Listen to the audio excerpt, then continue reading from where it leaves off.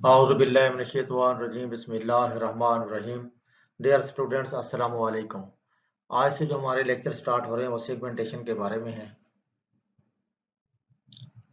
इस लेक्चर को भी तैयार करने के लिए जो हमने मेन सोर्स यूज़ किया है वो गुनज़ैली की बुक है डिजिटल इमेज प्रोसेसिंग।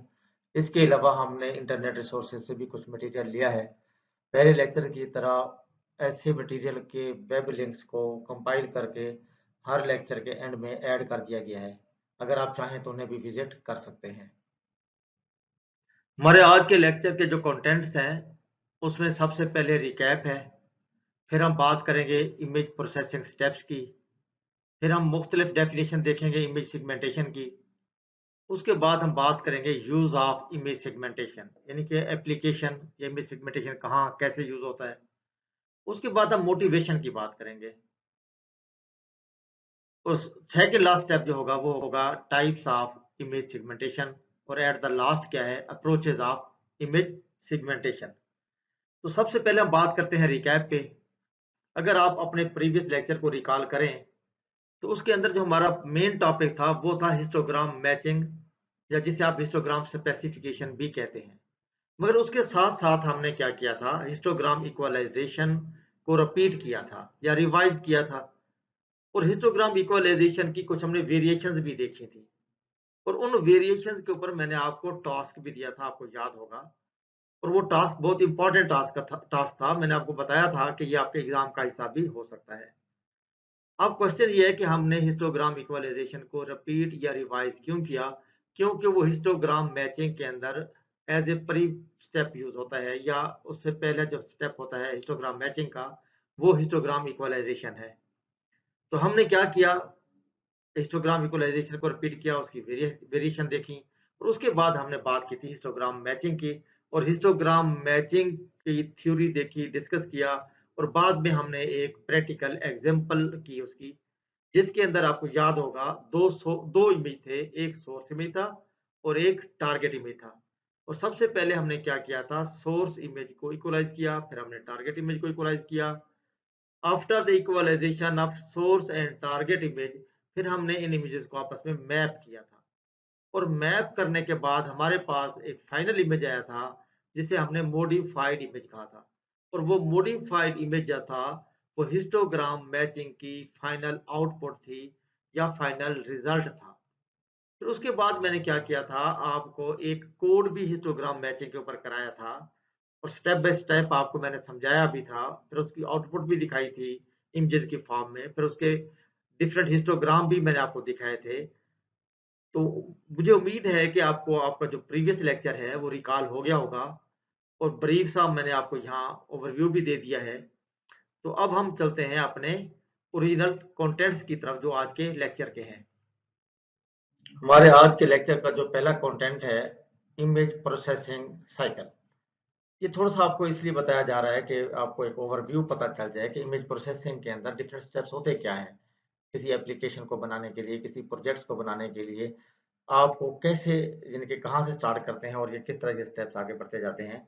तो सबसे पहले तो ये होता है कि आपके पास कोई प्रॉब्लम होता है, उस प्रॉब्लम को आपने सॉल्व करना होता है। उस प्रॉब्लम्स के फिर क्या करते हैं, उसी हिसाब से आप इमेज एक्विजिशन करते हैं कि इमेज को कैप्चर किया जाता है। कुछ तो आपके पास built in publicly available data sets होते हैं। पहले से लोगों ने इमेज को कैप्चर करके डेटा सेट्स के फॉर्म में अवेलेबल कर दिया होता है।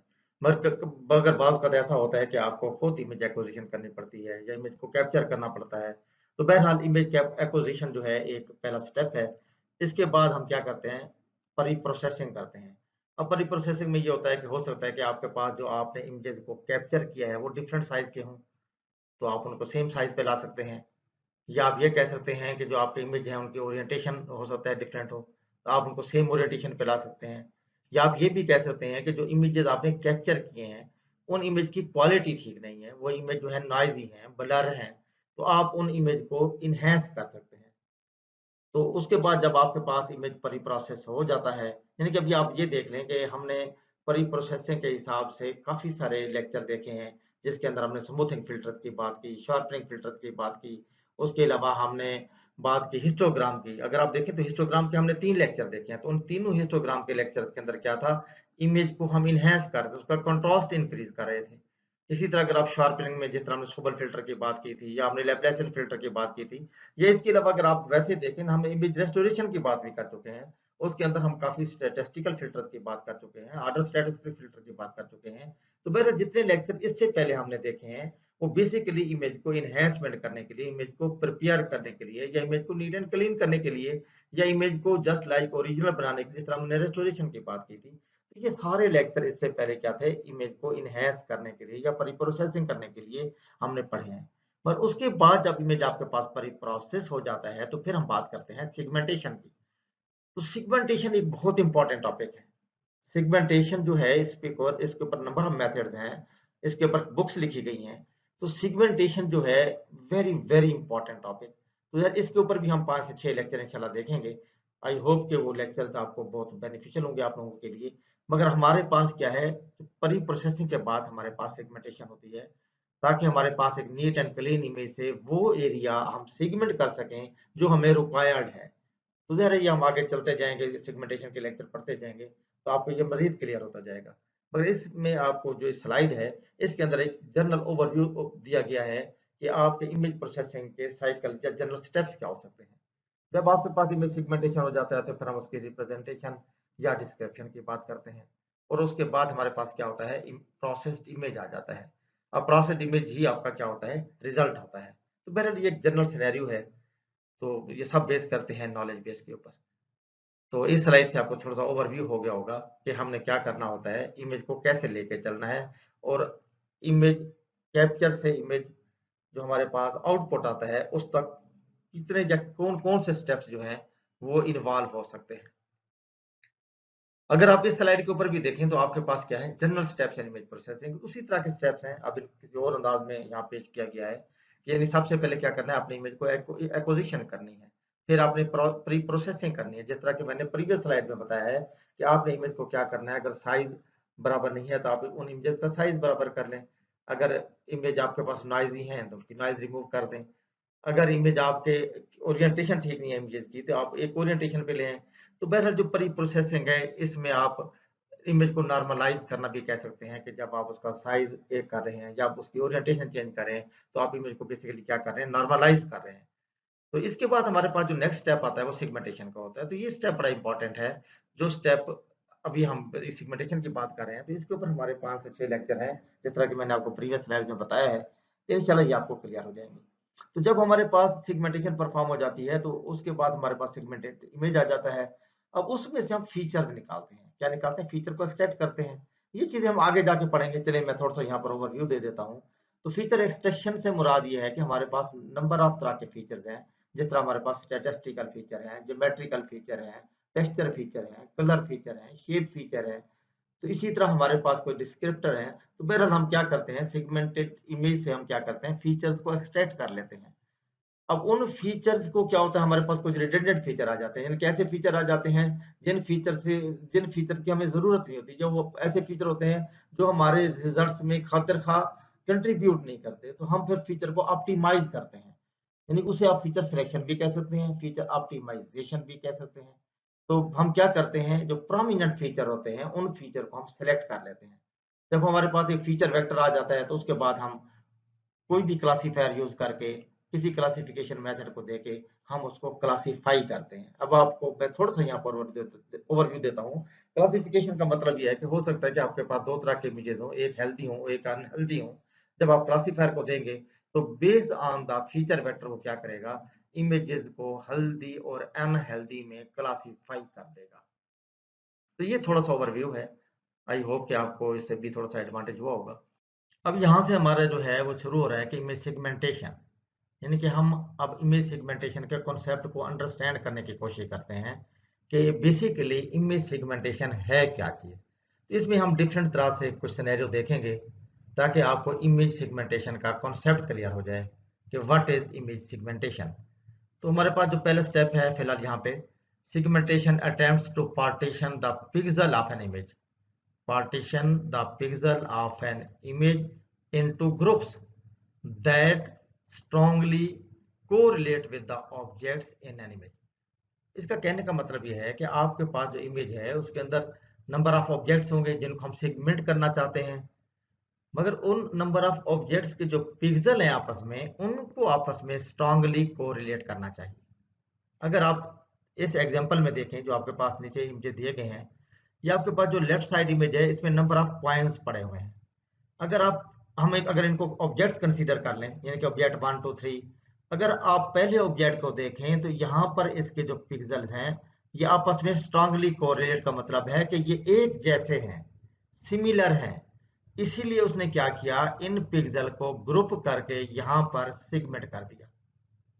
अगर आप इस क्वेन को देखें तो इसके पिक्सल भी आपस में क्या है, स्ट्रांगली कोरिलेट कर रहे हैं, तो उसने इसको यहाँ पर सिगमेंट कर दिया। तो कहने का मतलब ये है कि एक इमेज के अंदर ये क्या करेगा, अगर नंबर ऑफ ऑब्जेक्ट्स होंगे तो उन ऑब्जेक्ट्स को पार्टीशन करेगा, यानी कि सिगमेंट करेगा। किसकी बेस पे, पिक्सल की बेस पे। कौन से पिक्सल, जो आपस में स्ट्रांगली कोरिलेट करते होंगे। तो इसके बाद हमारे पास जो नेक्स्ट स्टेप है वो सिर्फ ये बताना चाहता है कि ऐसा जो स्टेप होता है वो कंप्यूटर एप्लीकेशन के अंदर पहला स्टेप कंसीडर किया जाता है। तो इसको आप पढ़ लें, typically the first step in any automated computer vision application. अब इसको नए अंदाज से यहाँ पर बता रहा है कि the purpose of image segmentation is to partition an image into meaningful region with respect to an application. यानी कि जिस एप्लीकेशन की बात कर रहे हैं उस एप्लीकेशन के हिसाब से इन रीजन्स को ये क्या करेगा, सिगमेंट करेगा। मगर वो रीजन्स कौन से होंगे, मीनिंगफुल, यानी कि जिस तरह उस एप्लीकेशन में रुकायर होंगे। तो अब ये जो आपकी एक डेफिनेशन है सेगमेंटेशन की, वो एक नए अंदाज से है। वो जनरल सेगमेंटेशन की बात कर रहे थे जो प्रीवियस स्लाइड थी। अब यहाँ पर एप्लीकेशन के पॉइंट ऑफ व्यू से बात कर रहे हैं कि ऐसे रीजन्स को पार्टीशन करना या सेगमेंट करना जो कि किसी एप्लीकेशन के हिसाब से क्या हो, मीनिंगफुल रीजन कहलाते हैं। अगर आप नेक्स्ट पॉइंट को देख लें, the segmentation is based on measurements taken from the image and might be grey levels, colour, texture, depth और मोशन। इस स्लाइड पे हम देखते हैं सेगमेंटेशन की कुछ एग्जांपल, तो आपको मजीद क्लियर होगा। अगर आप लेफ्ट साइड पे देखें तो आपके पास एक इमेज है। यहाँ पर आपके इस इमेज के अंदर इंटेंसिटीज वेरी कर रही हैं। कहीं पर आपके पास ज्यादा डार्क है, कहीं पर आपके पास कम डार्क है, या ग्रे लेवल जो है वो आपके चेंज हो रहे हैं, यानी कि इंटेंसिटीज यहाँ पर चेंज हो रही हैं। मगर वैसे अगर आप देखें तो आपको यहाँ पर कम रीजन नजर आ रहे हैं। अगर आप इस इमेज की बात करें, जिस इमेज को मैंने टिक किया हुआ है, जब इस इमेज को आप सेगमेंट करेंगे या किसी एल्गोरिदम से प्रोसेस करेंगे सेगमेंटेशन के, तो वो आपको ये रिजल्ट देगा। अगर आप यहाँ पर देख लें तो उसने इसके अंदर जो रीजन्स थे, यानी कि जो जहाँ पर आपके पिक्सल की इंटेंसिटीज वेरी कर रही थी, उस हिसाब से क्या कर दिया है, मल्टीपल रीजन्स के अंदर उसने इसको सिगमेंट कर दिया या डिवाइड कर दिया या पार्टीशन कर दिया। और हमने क्या क्राइटेरिया बताया था कि पिक्सल आपस में क्या करने चाहिए, स्ट्रांगली कोरिलेट करने चाहिए। अब यहाँ पर जो आपके पास ये डिफरेंट आपके पास ये नजर आ रहे हैं ये वाले, अगर आप देखें सिगमेंटेड जो आपके पास ऑब्जेक्ट अपना रीजन्स कह लें, तो ये आपस में स्ट्रांगली कोरिलेट करते हैं। यानी कि उसने जब इमेज को स्कैन किया, लेफ्ट साइड वाले इमेज को स्कैन करना शुरू किया, तो जहां पर पिक्सल आपके सेम रहे उसको उसने एक ग्रुप कर दिया, जहां पिक्सल वेरी किए उसने क्या किया, उसको नए ग्रुप में डाल दिया या नए रीजन पे डाल दिया। इसी तरह अगर आप नीचे वाले इमेज में देखें तो यहाँ पर आपके पास एक इमेज है जिसके अंदर इंटेंसिटीज वेरी कर रही हैं, या आप कह सकते हैं ग्रे लेवल वेरी कर रहे हैं। अब जब सिगमेंटेशन का कोई मेथड जो भी इस पे लगाया जाएगा, जब वो इसको स्कैन करेगा पिक्सल बाय पिक्सल, तो वो क्या करेगा, जो पिक्सल सेम तरह के होंगे, जो आपस में स्ट्रांगली कोरिलेट कर रहे होंगे, उन्हें वो यहाँ पर ग्रुप्स करता जाएगा। अब आप देख लो यहाँ पर आपके पास नंबर ऑफ सिगमेंटेड रीजन्स बन गए हैं जिनके पिक्सल आपस में क्या करते हैं, स्ट्रांगली कोरिलेट करते हैं। तो ये बेसिकली एक कॉन्सेप्ट है कि इमेज सिगमेंटेशन है क्या। यानी कि इमेज सिगमेंटेशन क्या करता है, इमेजेस के अंदर डिफरेंट ग्रुप्स ऑफ पिक्सल या रीजन्स को पिक्सल की जो सिमिलैरिटी है उसके बेस पे ग्रुप्स करता है, या रीजन्स में डिवाइड करता है, या पार्टीशन करता है। अभी तो हम सिगमेंटेशन को अंडरस्टैंड करने की कोशिश कर रहे हैं कि डिफरेंट सोर्सेज ने इमेज सिगमेंटेशन को डिफरेंट तरीके से क्या किया है, डिफाइन किया है। तो उसको हम बार बार देखते हैं ताकि आपको मजीद क्लियर हो। अगर आप यहाँ पर देखें तो लिखा है कि many sources have defined segmentation in different ways. अगर पहले पॉइंट को देखें, process of subdividing a digital image into multiple segments और set of pixel also known as super pixel. तो ये एक नए अंदाज से नई डेफिनेशन है। अगर आप नए पॉइंट को देखें, process of grouping together pixel that have similar attributes या प्रॉपर्टीज, ये अब नए अंदाज से एक और आपके पास डेफिनेशन आ जाती है।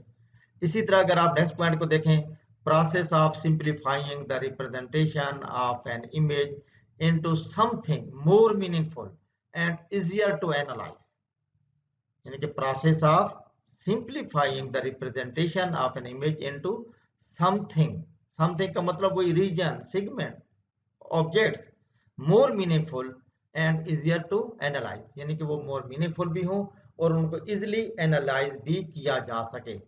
तो ये डिफरेंट डेफिनेशंस हैं इमेज सेगमेंटेशन के बारे में। अब हम यहाँ पर इमेज सेगमेंटेशन की और एग्जांपल देखते हैं। अगर आप लेफ्ट साइड वाले इमेज को देखें तो यहाँ पर एक हॉर्स है। अब जब इसको हमने सेगमेंट किया तो उसने क्या किया, बाकी तमाम चीजों को बैकग्राउंड में कन्वर्ट कर दिया, यानी बैकग्राउंड और फोरग्राउंड। फोरग्राउंड में आपके पास हॉर्स आ रहा है जो कि ऑब्जेक्ट है, जो कि एक मीनिंगफुल रीजन है, और आपके पास जो बैकग्राउंड है ये आपका ब्लैक हो गया है। यानी कि आप कह सकते हैं कि जो आपके पास लेफ्ट साइड में इमेज है, यहाँ पर हॉर्स को सेगमेंट किया गया है। किसको किया गया है? हॉर्स को। और हॉर्स को आप एक ऑब्जेक्ट कह सकते हैं। अगर आप इसी तरह इस इमेज को देखें तो यहाँ पर आपके पास एक जो आपके पास बैकग्राउंड आता है, बाकी कुछ ऑब्जेक्ट्स हैं इसके ऊपर। अगर आप देखें तो कुछ ह्यूमन बीइंग इसके ऊपर है, ठीक है। तो अब इसने क्या किया है, इन ह्यूमन बीइंग को या जो चीजें आपके इधर नजर आ रही थी साइड बाय साइड, तो उनको इसने क्या कर दिया है, सेगमेंट कर दिया है। तो यहाँ पर आपके पास आप इन जनरल ये कह सकते हैं कि इसने ह्यूमन बीइंग को सेगमेंट किया है, ठीक है। तो आपके पास यहाँ पर एक सेगमेंटेड ऑब्जेक्ट्स आ गए हैं, ग्रुप्स आ गए हैं, आप जो भी इनको मर्जी कह सकते हैं। अच्छा, इस लेक्चर का जो मेन फोकस है वो कॉन्सेप्ट्स के ऊपर है। हम कुछ कॉन्सेप्ट्स यहाँ पर क्लियर करना चाहते हैं।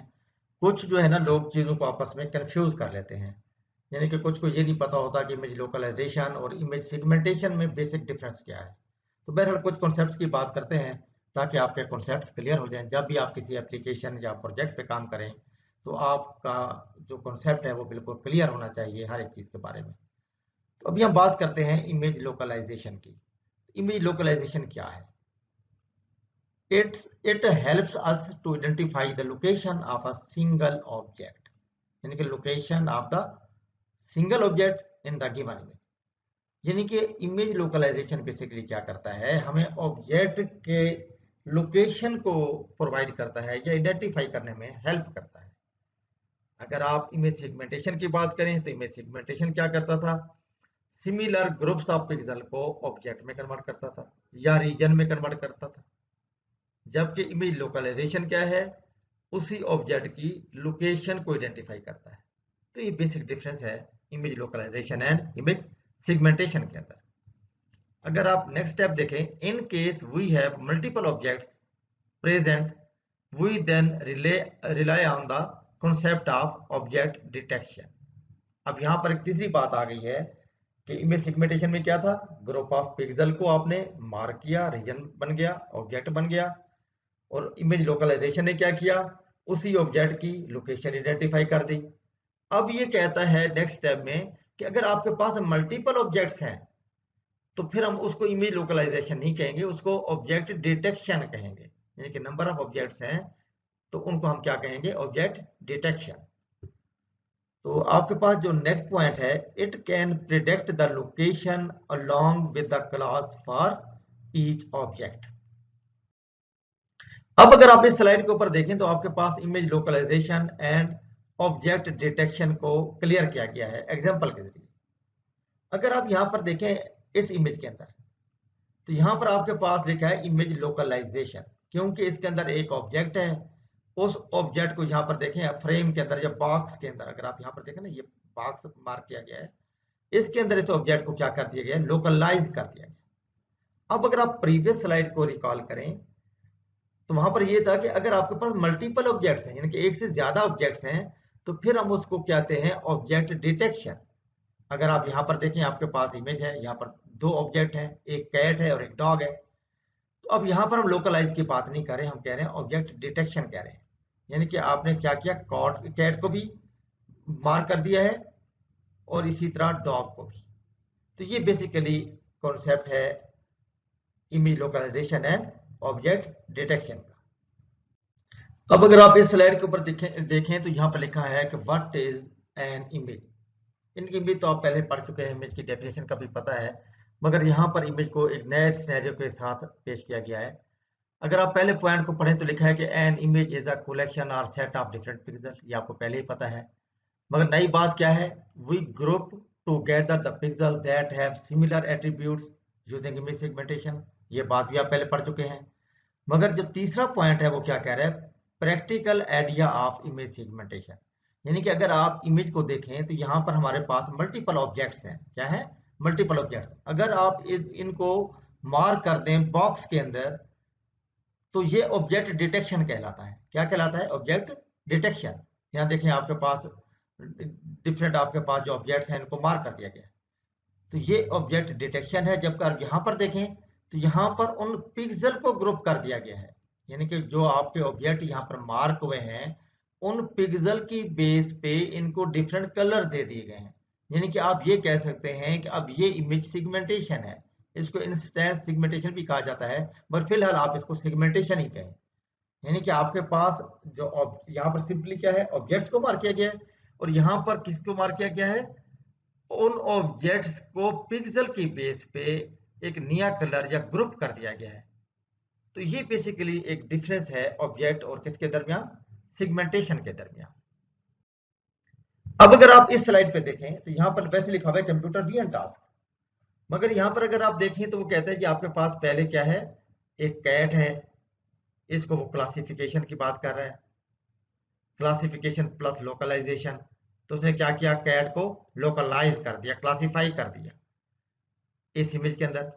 अगर नेक्स्ट पे देखें तो उसने ज्यादा ऑब्जेक्ट्स हैं तो उनको अलहदा से मार्क कर दिया, हर ऑब्जेक्ट को डिफरेंट तरीके अपना अलहदा से मार्क किया, कैट है, डॉग है, डक है। तो यही बात हमने पहले कही थी कि अगर आपके पास सिंगल ऑब्जेक्ट होगा तो उसको हम क्या कहेंगे, लोकलाइजेशन कहेंगे। अगर हमारे पास ज्यादा होंगे तो उन्हें हम क्या कहेंगे, ऑब्जेक्ट डिटेक्शन कहेंगे। इधर देखिए सिंगल था तो इसको लोकलाइजेशन की बात की है, यहाँ पर मल्टीपल ऑब्जेक्ट्स हैं तो यहाँ पर हमने ऑब्जेक्ट डिटेक्शन की बात की है। मगर यहाँ पर आपको एक वाज़ेह फर्क नजर आएगा सिगमेंटेशन के अंदर। यहाँ पर उसने क्या किया है कि वो जो आपके पास ऑब्जेक्ट्स थे पिक्सल की बेस पे उनको ग्रुप कर दिया है। यानी कि सिंपली अगर आप देखें ना, इस बॉक्स के अंदर आपको बैकग्राउंड का एरिया भी नजर आ रहा है। यहाँ देखें ना, ये वाला एरिया जो है ये बैकग्राउंड ऐड हो रहा है, ठीक है। तो ये ऑब्जेक्ट डिटेक्शन में हो सकता है। ऑब्जेक्ट डिटेक्शन में सिर्फ उसने क्या किया है, ऑब्जेक्ट के ऊपर एक बॉक्स ड्रॉ किया है। मगर यहां पर देखें पिक्सल की बेस के ऊपर उसने इसको एक्यूरेट सेगमेंट किया है, एक्यूरेट ग्रुप ऑफ पिक्सल को एक रीजन में डिफाइन किया है। तो बहरहाल यहाँ पर आपके पास जो एग्जांपल है वो एक लोकलाइजेशन को क्लियर कर रही है, फिर ऑब्जेक्ट डिटेक्शन को, फिर सेगमेंटेशन को। सेगमेंटेशन के अंदर सिंपल उसने बॉक्स से ऑब्जेक्ट्स को नहीं मार्क किया, उसने पिक्सल की बेस पे ग्रुप किया है। तो वो आपको यहाँ पर नजर भी आ रहा है, देख रहे हैं यहाँ पर। तो ये बेसिकली क्या कहलाएगा, सिगमेंटेशन कहलाएगा। इसी तरह हमारे पास जो नेक्स्ट स्लाइड है, ऑब्जेक्ट डिटेक्शन एंड सेगमेंटेशन, वो बात हम पहले कर चुके हैं। अब इसको हम जरा थ्योरी की फॉर्म में देख लेते हैं। Object detection build up bounding box. देखिए ना, वहां पर हर ऑब्जेक्ट के बाहर एक बाउंड्री लगी हुई थी, तो उसी को कह रहे हैं ये bounding box, corresponding to each class in the image, but it tells us nothing about the shape of the object। वो कहते हैं कि हमें एग्जैक्ट वो ऑब्जेक्ट की शेप नहीं बता रहा, सिर्फ एक बाउंडिंग बॉक्स और एक बाउंड्री लगा रहा है कि यहाँ पर कोई ऑब्जेक्ट है, मगर यहाँ पर हमें शेप वाजे नहीं हो रही।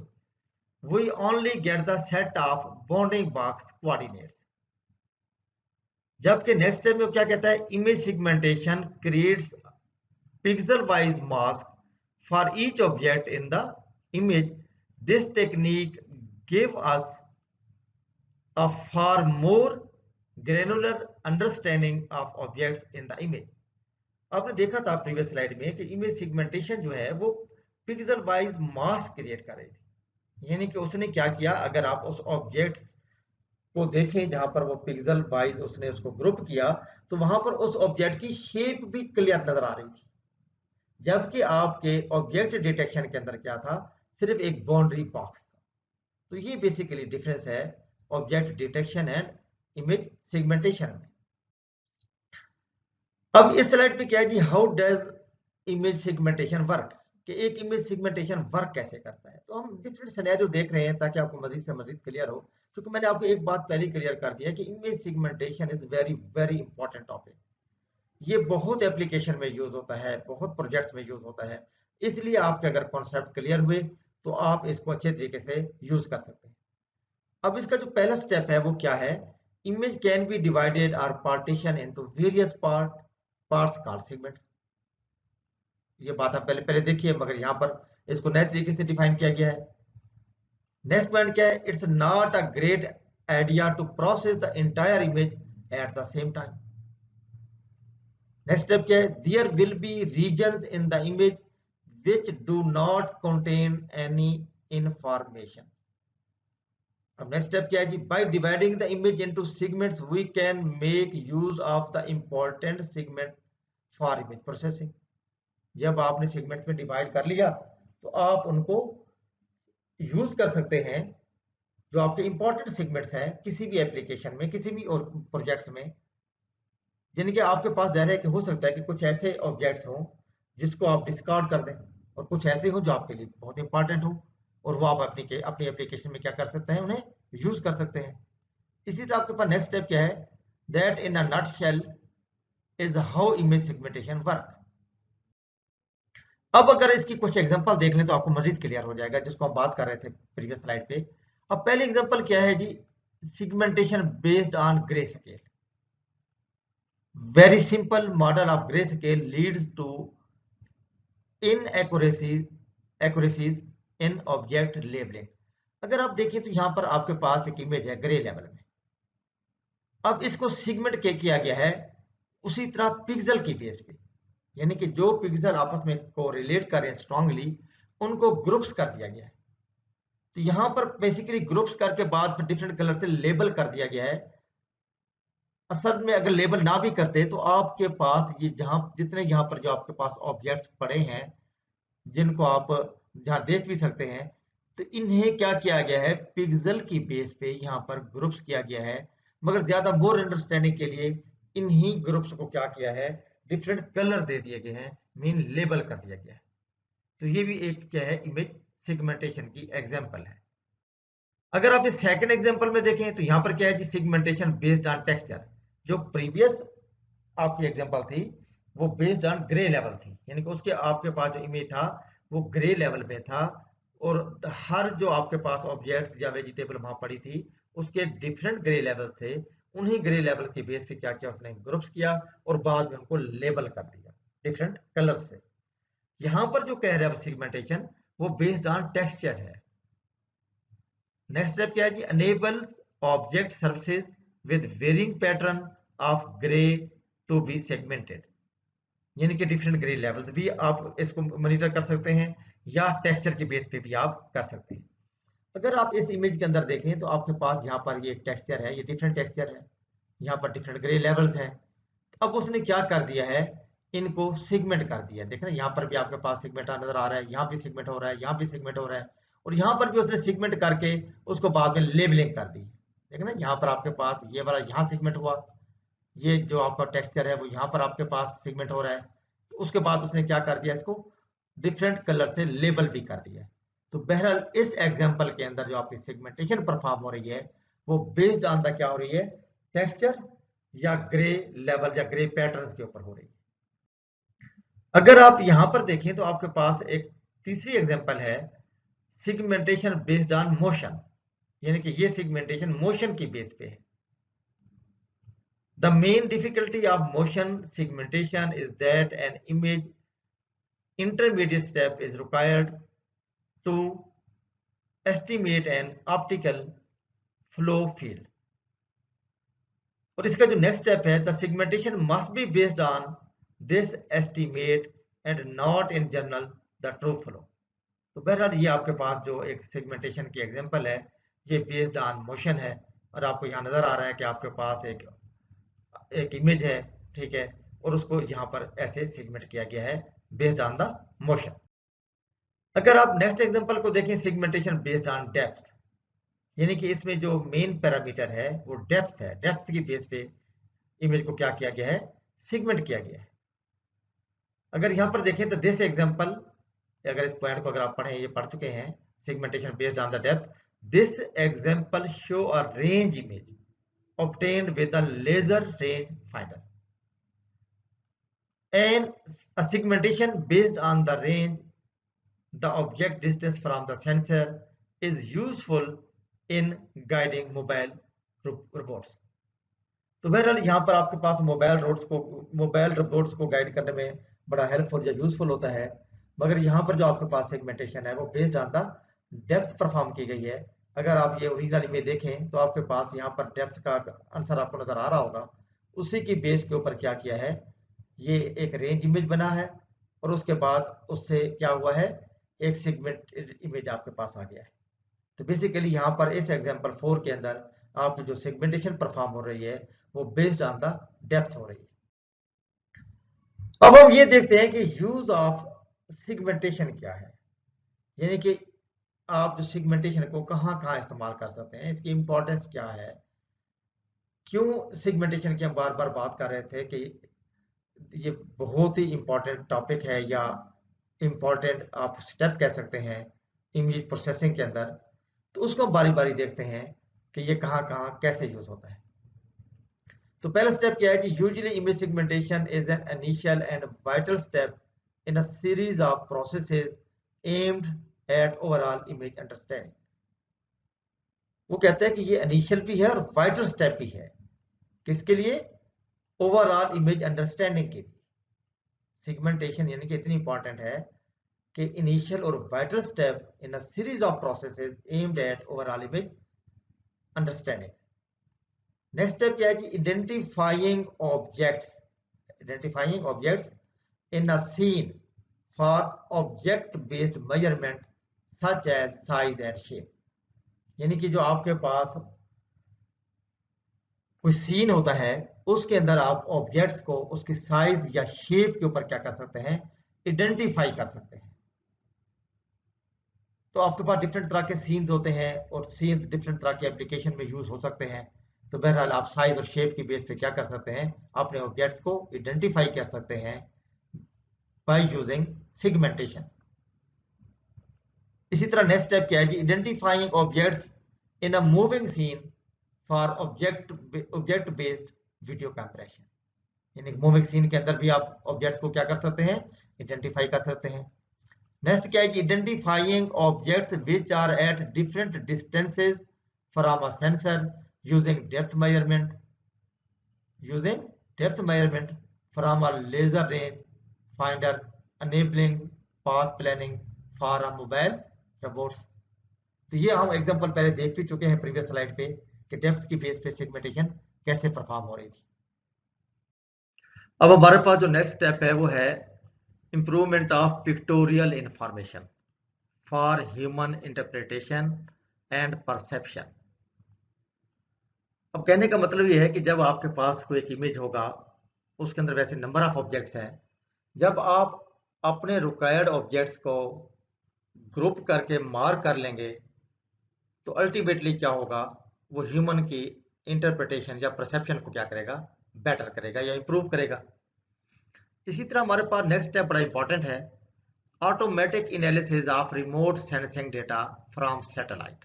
ये बहुत इंपॉर्टेंट सब्जेक्ट है, automatic analysis of remote sensing data from satellite to identify and measure region of interest.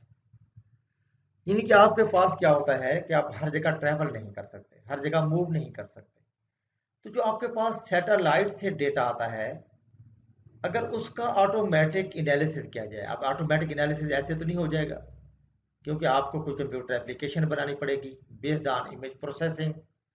वो जो इमेजेस, वो जो डेटा इमेजेस की फॉर्म में उस कंप्यूटर एप्लीकेशन को दिया जाएगा और वहां पर क्या परफॉर्म होगी, सेगमेंटेशन परफॉर्म होगी, जो आपके रीजन ऑफ इंटरेस्ट को मार्क करेगी, मेजर करेगी, ग्रुप करेगी और उसके ऊपर क्या करेगी, एनालिसिस करेगी, ताकि आप क्या कर सकें, उसके ऊपर अपना कुछ डिसीजन ले सकें या आप उस डेटा को अपने किसी पर्पज के लिए यूजफुल बना सके। अब उसके एग्जांपल क्या है? एग्जांपल ये है कि आपको पेट्रोलियम रिजर्व को ढूंढना होता है, फाइंड करना होता है। अब ये नहीं हो सकता कि आप ऐसे जगहों पे ट्रैवल करके पहुंच जाएं, तो वहां पर अगर आप नहीं पहुंच सकते तो क्या होता है कि सैटेलाइट इमेज से डेटा ले लिया जाता है और वहीं से पता चलता है कि कहाँ पर पानी है, कहीं पर रेगिस्तान है, कहीं पर पहाड़ी है। वैसे मैं जनरल बातें कर रहा हूँ, पहाड़ियाँ हैं, कहीं पर जंगलात हैं, कहाँ पर क्या है, यानी कि तमाम डेटा जो है वो आपके क्या आता है, सैटेलाइट के जरिए आपको मिल जाता है।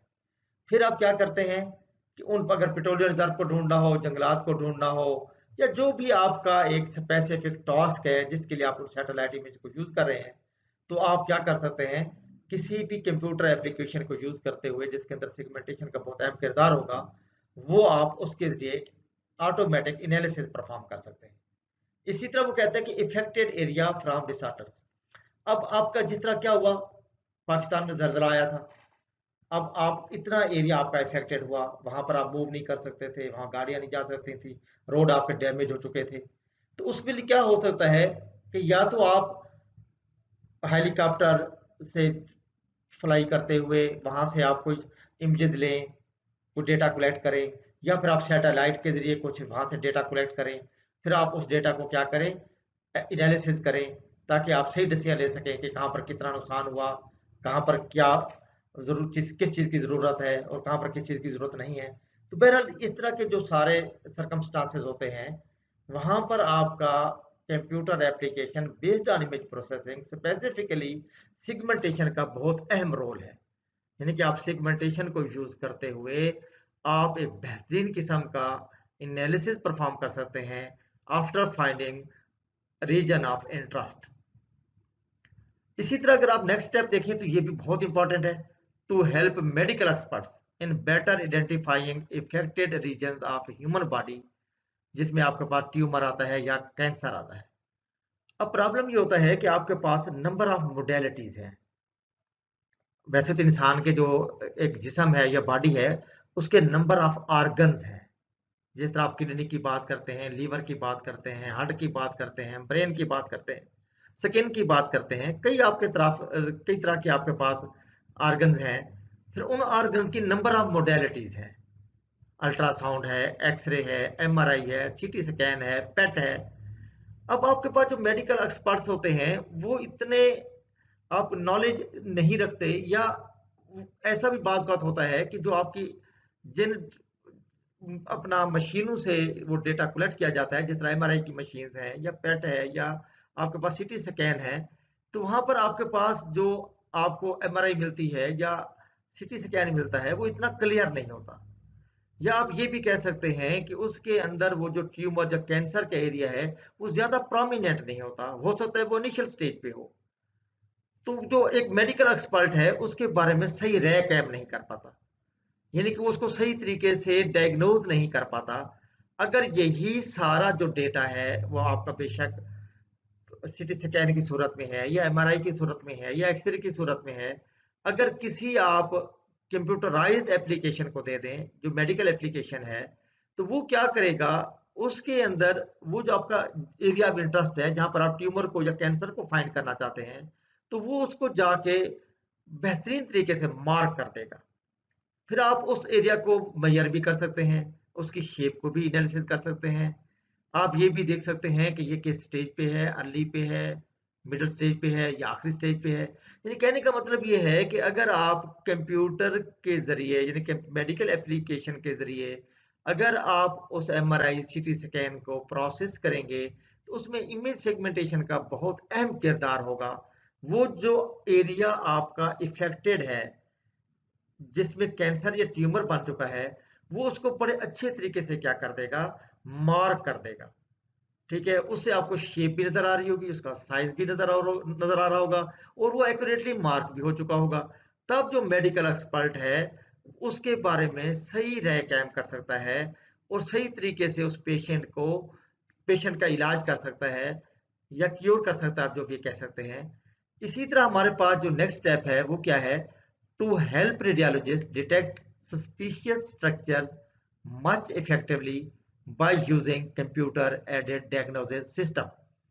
तो वही बात है कि जो आपके रेडियोलॉजिस्ट होते हैं वो भी आपके जो एक इमेज को वैसे देख रहे होते हैं, यानी कि आंखों के जरिए जो उसको मॉनिटर या मेजर करने की या एनालिसिस करने की कोशिश कर रहे होते हैं, वो भी चीज़ों में क्या कर सकते हैं, वो जो सस्पिशियस स्ट्रक्चर होता है उसको इफेक्टिवली या आप कह सकते हैं कि इंटेलिजेंटली या प्रिसाइजली उसको नहीं मेजर कर पाते या नहीं अंडरस्टैंड कर पाते।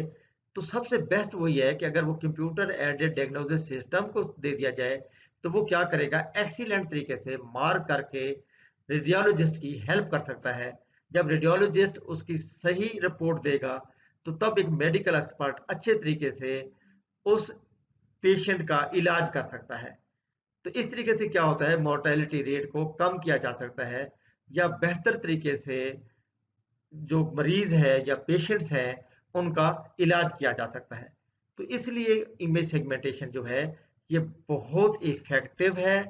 और ये मैनी यानी कि आप ये कह सकते हैं जनरल हर तरह की एप्लीकेशन में इमेज सेगमेंटेशन का एक रोल है, जो कि एक पॉजिटिव रोल के तौर पे आप कह सकते हैं लिया जा सकता है। इमेज सेगमेंटेशन के बारे में हमने बहुत बात कर ली, अब हम इसकी मोटिवेशन के बारे में बात करते हैं कि क्या वजह है कि हम सेगमेंटेशन के ऊपर आज भी रिसर्च हो रही है, आज भी नए एल्गोरिथम बन रहे हैं, तो अभी तक हम एक जनरल सॉल्यूशन फाइंड करने में कामयाब क्यों नहीं हुए। तो इसके ऊपर हम बात करते हैं कि सेगमेंटेशन के ऊपर अभी तक क्यों इतना काम हो रहा है। पहला स्टेप क्या है कि decades of extensive research still no general solution, यानी कि इतने अरसे से, इतने टाइम से सेगमेंटेशन के ऊपर रिसर्च की जा रही है, मगर अभी तक हम कोई जनरल सॉल्यूशन फाइंड करने में कामयाब नहीं हुए। तो उसकी रीजन क्या है? रीजन ये है, पहली, non uniform illumination and no control of environment. अब ज़ाहिर है कि जब आप इमेज को रिक्वायर करते हैं, तो उन इमेजेस के अंदर जो इल्यूमिनेशन होती है, इल्यूमिनेशन एक बड़ा अहम फैक्टर है, वो यूनिफॉर्म नहीं होती, हर तरह के इमेजेस में वेरी करती है। और उसके अलावा ये होता है कि जिन इमेजेस को कैप्चर किया जा रहा होता है डिफरेंट इन्वायरमेंट में, वो इन्वायरमेंट भी आइडियल नहीं होता या उस इन्वायरमेंट के ऊपर आपका कंट्रोल नहीं होता। तो जो आपको एक डेटा मिलता है या इमेजेस मिलते हैं, वो आप ये कह सकते हैं अप टू द मार्क नहीं होते, क्वालिटी के नहीं होते। अब ज़ाहिर है कि अगर आप डिफरेंट इन्वायरमेंट के अंदर डिफरेंट मशीनों के ज़रिए या डिफरेंट कैप्चर डिवाइसेस के ज़रिए अगर आप डेटा कलेक्ट करेंगे, तो उसके अंदर बहुत ज़्यादा वेरिएशन होगी। जब वेरिएशन होगी, तो आपको नए एल्गोरिदम की ज़रूरत बनेगी, यानी कि आपको नई रिसर्च करनी पड़ेगी। इसी तरह नेक्स्ट पॉइंट क्या है, inadequate model of the object of interest. और नेक्स्ट पॉइंट क्या है, नॉइज फैक्टर। अब नॉइज भी बड़ा अहम फैक्टर है कि जब आप इमेजेस को कैप्चर करते हैं, डिफरेंट इन्वायरमेंट में करते हैं, डिफरेंट कैप्चर डिवाइसेस से करते हैं, फिर वो डिफरेंट कैप्चर डिवाइसेस जो होती हैं, कुछ पुरानी होती हैं, कुछ नई होती हैं, तो उसके अंदर आपका जो डेटा है उसके अंदर नॉइज आ जाती है। जब नॉइज आ जाती है, अब नॉइजी डेटा में से अगर आप रीजन ऑफ इंटरेस्ट या उन ऑब्जेक्ट्स को अगर आप सेगमेंट करेंगे, तो ज़ाहिर है कि वो प्रॉपर तरीके से नहीं हो सकेंगे, क्योंकि डेटा नॉइजी है। तो नॉइज एक इम्पॉर्टेंट फैक्टर है जो सेगमेंटेशन के रिजल्ट्स को डिग्रेड करता है। इसी तरह हमारे पास जो नेक्स्ट पॉइंट है, segmentation on trivial images is one of the difficult task in image processing, still under research. और जो लास्ट पॉइंट है, rich mathematical formulation that motivate researcher to keep working on it. तो in short हम ये कहते हैं कि आपके पास जो इमेजेस हैं वो डिफरेंट मीडिया से कैप्चर किए जाते हैं, डिफरेंट इन्वायरमेंट में कैप्चर किए जाते हैं, फिर उनकी डिफरेंट जो है क्वालिटी होती है, उनमें नॉइज का फैक्टर होता है, वो आइडियल इन्वायरमेंट में नहीं होते, इल्यूमिनेशन होती है। तो इसलिए आप कह सकते हैं कि हमारे पास कोई इस तरह का जनरल सॉल्यूशन अभी तक नहीं बना जो हर तरह के प्रॉब्लम को सॉल्व कर सके। वैसे भी हमारे पास नंबर ऑफ डोमेन है, मेडिकल की डोमेन है, इसी तरह सर्विस की डोमेन है, इसी तरह हमारे पास स्पोर्ट्स की डोमेन है, नंबर ऑफ डोमेन है। हर डोमेन के अंदर आपके पास जो है वो वेरिएशन पाई जाती है। तो इसीलिए ये बहुत इंपॉर्टेंट डोमेन है, बल्कि आप ये कह सकते हैं कि एरिया ऑफ रिसर्च है जिसके अंदर बहुत ज़्यादा काम हो रहा है। अब हम बात करते हैं इमेज सेगमेंटेशन की टाइप्स की। We can broadly divide image segmentation techniques into two types. इनकी ब्रॉडली अगर आप उसको डिवाइड करें तो दो टाइप्स में डिवाइड किया जाता है इमेज सेगमेंटेशन को। अब इसको हम समझते हैं इस एग्जांपल के जरिए। अगर आप देखें तो आपके पास इमेज 1 के अंदर पर्सन्स हैं, इनको सेम कलर से रिप्रेजेंट किया गया है, जस्ट कहा गया कि ये पर्सन है। और इमेज 2 के अंदर अगर आप देखें तो आपके पास उन्हीं पर्सन्स को अलहदा अलहदा लेबल किया गया है, या अलहदा अलहदा आप कह सकते हैं डिफरेंट कलर से मार्क किया गया है। पहले इमेज में क्या कहा गया है? सिर्फ पर्सन, यानी कि ये पर्सन है या पर्सन है आप कह सकते हैं। और सेकंड इमेज क्या है जी? Person 1, person 2, person 3, person 4, person 5। अब हम समझते हैं कि ये दो टेक्निक्स ब्रॉडली कैसे या क्यों है।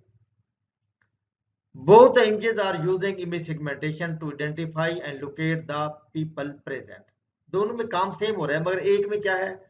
सिर्फ बता दिया गया कि पर्सन है, मगर दूसरे में बता दिया गया है कि डिफरेंट कलर के साथ ये पर्सन 1 है, 2 है, 3 है। इनको मजीद उसको सेगमेंट करने के बाद पर्सन्स में डिवाइड भी कर दिया गया है। अब हम इस आइडिया को देखते हैं। अच्छा, अब जो पहला था इसको वो कहता है कि सिमेंटिक सेगमेंटेशन है। जो इमेज 1 के अंदर आपने देखा था इसको वो क्या कह रहा है? ये सिमेंटिक सेगमेंटेशन है। अगर आप इसको पढ़ें, in image 1 every pixel belong to a particular class either background और पर्सन। यानी कि अगर आप इस इमेज के अंदर देखें तो एक बैकग्राउंड है, बाकी पर्सन है। सिर्फ इसने क्या किया है? पर्सन को एक क्लास बना दिया है और बैकग्राउंड को दूसरी क्लास बना दी है। यानी कि बैकग्राउंड को ब्लैक और आप पर्सन को कह दें कि एक ही कलर के साथ बता दिया है कि इसमें पर्सन है, मगर अलग अलग इन पर्सन को आइडेंटिफाई नहीं किया। अब इसको अगर मजीद देखें, all the pixels belonging to a particular class are represented by the same colour. यानी कि बैकग्राउंड के कलर्स हैं तो सारे ब्लैक हैं, अगर पर्सन्स के जो पिक्सल है तो उनका कलर क्या है? वो पिंक है। यानी कि अगर आप दोबारा देखें, all the pixels belonging to a particular class are represented by the same colour, background as black and person as pink. This is an example of semantic segmentation. तो इसको आप क्या कहते हैं? अब जो दूसरे इमेज में सेगमेंटेशन परफॉर्म हुई है उसे कहते हैं इंस्टेंस सेगमेंटेशन। अब ये क्या है? image 2 has also assigned a particular class to each pixel of the image. Different objects of the same class have different colors. यानी कि ये बात बड़ी नोट करने वाली है। जबकि सिमेंटिक सेगमेंटेशन में क्या था? दो क्लासेस थी, एक को बैकग्राउंड कहा, एक को पर्सन कह दिया। मगर पर्सन क्लास के अंदर तमाम पिक्सल को पिंक कलर दे दिया गया, यानी कि उनको फर्दर मार्क अलहदा से नहीं किया गया। जबकि इंस्टेंस सेगमेंटेशन के अंदर क्या होता है कि different objects of the same class have different colours. अगर आप देखें यहां पर तो आपके पास वैसे तो ये पर्सन है, मगर हर पर्सन को अलहदा से टैग किया गया है या उसको अलहदा से एक कलर साइन किया गया है। जिस तरह person 1 as red, person 2 as green, S1, background as black. This is an example of instance segmentation. अब हम इन दोनों को कंपेयर करते हैं। आपको थोड़ा कॉन्सेप्ट समझ आ गया होगा कि आपके जो इमेज सेगमेंटेशन है उसको दो टाइप्स में डिवाइड किया जाता है ब्रॉडली। एक आपके पास क्या थी? सिमेंटिक सेगमेंटेशन, और एक आपके पास थी इंस्टेंस सेगमेंटेशन। हमने दोनों का कॉन्सेप्ट एक इमेज के जरिए समझने की कोशिश की। अब इसको हम आपस में डिफरेंशिएट कैसे करेंगे ताकि आपको मजीद अंडरस्टैंडिंग हो। जो सिमेंटिक सेगमेंटेशन है is the process of assigning a label to every pixel in the image. और सेकंड क्या है? semantic segmentation treats multiple objects of the same class as a single entity. इसलिए उसने क्या कर दिया? पर्सन्स को क्या किया? वो एक क्लास से थे तो उसको सिंगल एंटिटी उसने कंसीडर किया और पिंक कलर दे दिया। जबकि इंस्टेंस सेगमेंटेशन क्या है? On the other hand, instance segmentation treats multiple objects of the same class as distinct individual objects और इंस्टेंसेस। यानी कि जो इंस्टेंस सेगमेंटेशन है वो क्या करती है, अगर एक क्लास के मल्टीपल ऑब्जेक्ट्स हैं तो उनको वो अलहदा से इंडिविजुअल या डिस्टिंक्ट ऑब्जेक्ट्स कंसीडर करके डिफरेंट कलर या लेबल दे देती है, या डिफरेंट आप कहते हैं कि उसको कंसीडर करती है। तो आपको यहाँ पर एक कॉन्सेप्ट क्लियर हो गया होगा कि सिमेंटिक सेगमेंटेशन क्या करती है, सेम क्लास को सिंगल एंटिटी, बेशक उसमें मल्टीपल ऑब्जेक्ट्स हो, जबकि इंस्टेंस सेगमेंटेशन क्या करती है, सेम क्लास के अंदर अगर मल्टीपल ऑब्जेक्ट्स हैं तो हर ऑब्जेक्ट्स को इंडिविजुअली ट्रीट करेगी एज अ इंस्टेंस। तो ये बेसिकली मेजर डिफरेंस है between instance segmentation and semantic segmentation के दरमियान। अब हमारे पास जो सेगमेंटेशन अप्रोचेज हैं उनको तीन कैटेगरीज में डिवाइड किया जाता है बेसिकली।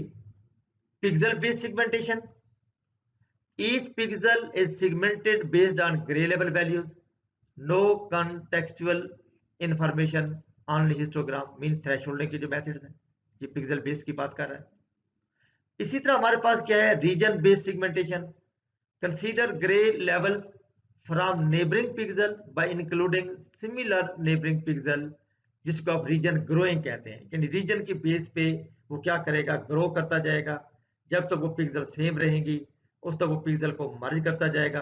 आखिर में क्या होगा, आपके पास एक ऑब्जेक्ट या एक ग्रुप जो है वो आइसोलेट हो चुका होगा या सेगमेंट हो चुका होगा।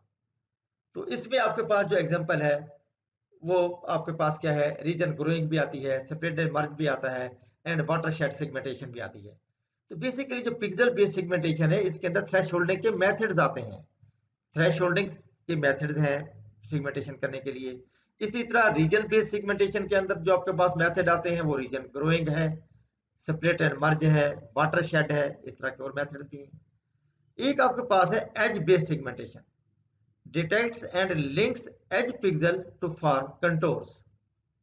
तो बेसिकली जो आपके पास सेगमेंटेशन की अप्रोचेज हैं वो इन कैटेगरीज पे आती हैं कि या तो पिक्सल बेस्ड सेगमेंटेशन हो रही होती है, या रीजन की बेस पे सेगमेंटेशन हो रही होती है, या एज की बेस पे सेगमेंटेशन हो रही होती है। अब पिक्सल बेस्ड सेगमेंटेशन के अंदर नंबर ऑफ मेथड्स हैं, रीजन बेस्ड ग्रोइंग सेगमेंटेशन के अंदर या रीजन बेस्ड सेगमेंटेशन के अंदर भी नंबर ऑफ मेथड्स हैं। इसी तरह एज बेस्ड सेगमेंटेशन के अंदर भी नंबर ऑफ मेथड्स हैं। अब हमारे पास जो अगले नेक्स्ट लेक्चर आने वाले हैं उनके अंदर हमने इन्हीं अप्रोचेस को या मेथड्स को जो based on pixel based, region based, edge based है, इन्हें हमने स्टडी करना है वन बाय वन। इसलिए हमारे पास आगे 5 से 6 लेक्चर ऐसे हैं जिसके अंदर आपको इन मेथड्स को पढ़ाया जाएगा ताकि आपकी अंडरस्टैंडिंग मजीद से मजीद सेगमेंटेशन के बारे में हो सके। अब इस स्लाइड में वो ये भी कहता है कि जो सेगमेंटेशन अप्रोचेज हैं या मेथड्स हैं या सेगमेंटेशन के एल्गोरिदम्स हैं are generally based on one of two basic properties of intensity values। और वो बेसिक प्रॉपर्टीज क्या हैं? एक कहलाता है discontinuity based approach, to partition an image based on sharp and abrupt changes in intensity such as points, lines and edges। यानी कि आपके पास जो डिसकंटिन्यूटी बेस्ड अप्रोचेज हैं उसमें कौन सा आता है, पॉइंट्स, लाइंस एंड एजेस। और ये कैसे वर्क करता है, based on sharp and abrupt changes in intensity. और दूसरा क्या है हमारे पास, similarity based approach, to partition an image into regions that are similar according to a set of predefined criteria that includes thresholding, region growing, region splitting and region merging. इस तरह और भी इसके मेथड्स हैं। तो बहरहाल कहने का उसका मतलब ये है कि इसको इस तरह भी दो कैटेगरीज में डिवाइड किया जाता है, किसकी बेस पे, इंटेंसिटी वैल्यूज की बेस पे। और पहले को कहा जाता है डिसकंटिन्यूटी बेस्ड अप्रोच और दूसरे को कहा जाता है सिमिलैरिटी बेस्ड अप्रोच। तो बहरहाल आगे हमारे जितने एल्गोरिथम्स आ रहे हैं वो इन्हीं अप्रोचेस पे बेस करेंगे, तो उनको हम जब पढ़ेंगे तो आपको मजीद इसके बारे में अंडरस्टैंडिंग मजीद अंडरस्टैंडिंग होगी, मजीद आपको आपका जो कॉन्सेप्ट है वो क्लियर होगा। हमारे लेक्चर के जो कंटेंट्स हैं वो सारे कवर हो चुके हैं। अब हम बात करते हैं लेक्चर की समरी की। तो आज के जो लेक्चर में हमने इमेज प्रोसेसिंग स्टेप्स की बात की, image segmentation, use of image segmentation, फिर हमने मोटिवेशन पे काफ़ी बात की। इसके बाद हमारा जो स्टेप था टाइप्स ऑफ इमेज सेगमेंटेशन था, और एट द एंड हमने पढ़ा अप्रोचेज ऑफ इमेज सेगमेंटेशन। मुझे उम्मीद है कि आज का लेक्चर आपको समझ आ गया होगा और हमने काफ़ी इसके अंदर कॉन्सेप्ट्स को क्लियर करने की कोशिश की है। हमारा जो नेक्स्ट लेक्चर होगा वो भी सेगमेंटेशन पे है, मगर वो होगा डिसकंटिन्यूटी बेस्ड अप्रोचेस पे, जिसके अंदर हमने पढ़ना है पॉइंट डिटेक्शन, लाइन डिटेक्शन और एज डिटेक्शन। तो ये हमारे पास कुछ रेफरेंसेज हैं जो मैंने बताया था आपको कि इंटरनेट रिसोर्सेज से हमने कुछ मटेरियल लिया है, तो उनको कंपाइल करके यहाँ डाल दिया गया है। अगर आप चाहें तो इनको भी विजिट कर सकते हैं। Thank you. आज का लेक्चर मुझे उम्मीद है कि आपको समझ आ गया होगा। इंशाल्लाह नेक्स्ट लेक्चर में मिलेंगे। अल्लाह हाफिज।